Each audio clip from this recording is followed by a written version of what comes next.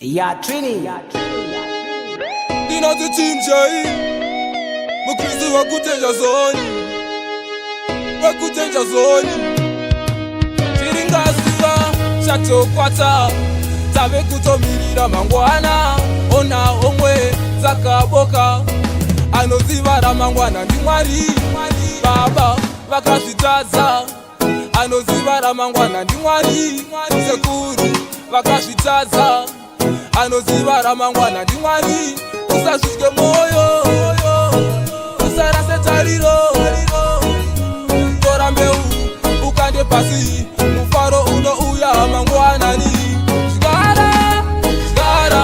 Anodirizira Ndi Most High Kuchema kwedu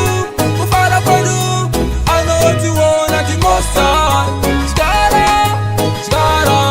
Anodirizira Ndi Most High Kuchema kwedu Kufara kwedu Anotiwona ndi Most High Mashoko avo atiwisire pasi nada No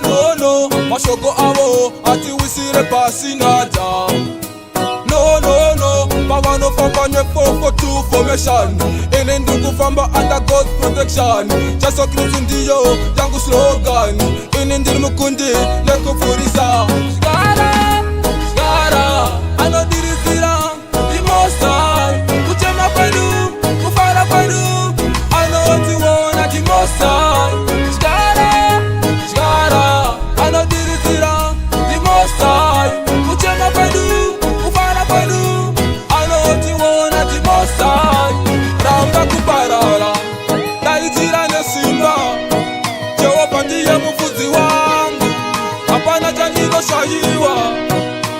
Wandirira wondo dzangu Wandigatirira chafura Andichache kurarama ndikristu Shigara Anodirizira Ndi Most High Kuchema kwedu Kufara kwedu Anotiwona ndi Most High Shigara Anodirizira Ndi Most High Kuchema kwedu Kufara kwedu Anotiwona ndi Most High Shigara Anodirizira Ndi Most High Kuchema kwedu Kufara kwedu Anotiwona ndi Most High Shigara Anodirizira Ndi Most High Kuchema kwedu